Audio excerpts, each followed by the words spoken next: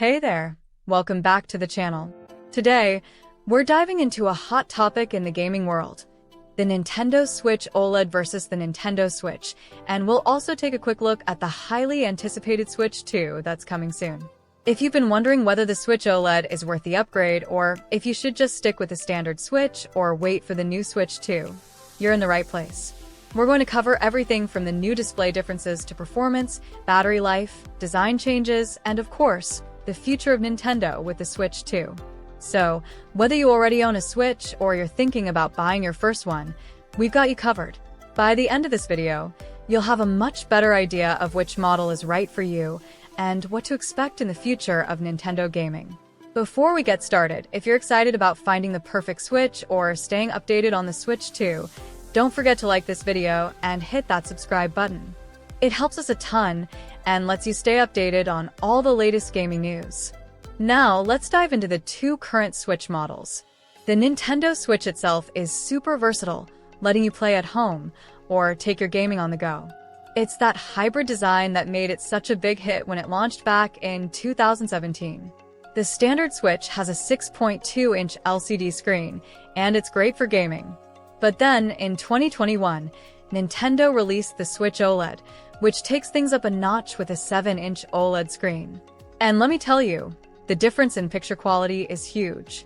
The colors are more vibrant, the blacks are deeper, and everything just pops.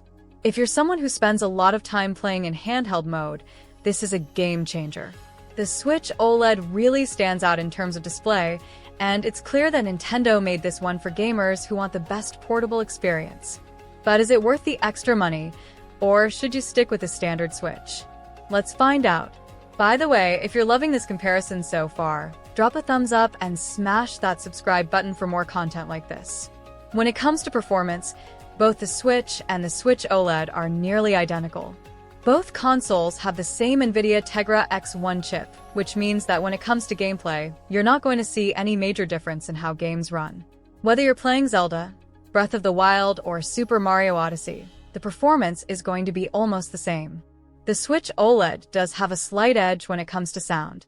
It has upgraded speakers that offer a richer, fuller sound when you're playing in handheld mode, so your games will sound a lot better without headphones. It's not a huge difference, but if you're like me and play games in handheld mode often, you'll notice the improvement. The sound quality makes everything feel more immersive, especially if you're in a quiet place, like on a plane or a train. Battery life is another area where the Switch OLED offers some noticeable improvements. The Nintendo Switch OLED can last between 4.5 to 9 hours on a full charge, which is about the same as the original Switch, but in practice, I've found that the OLED model feels a bit more efficient. The screen is bigger, but it doesn't drain the battery as quickly as I expected. It's still going to depend on what game you're playing, but in general, you can expect to get through longer sessions without worrying about recharging.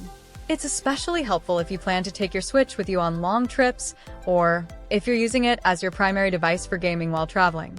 And now for a little fun, if you're already picturing yourself playing your favorite games on the new Switch OLED, hit the like button and subscribe for more fun comparisons like this. One of the biggest selling points of the Switch OLED is that gorgeous 7-inch OLED display. The colors are so vibrant, and the deep blacks really make the games pop. It makes everything look so much sharper and more detailed. Whether you're exploring the wilds of Zelda or getting into an intense Mario Kart race, everything just looks a little bit better on the OLED screen. The extra screen size, combined with those better colors, gives the console a more premium feel.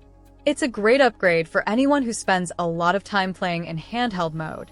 That said, there are still some things that the Switch OLED doesn't fix. One of the biggest issues with the Nintendo Switch, both the original and the OLED, is the Joy-Con drift.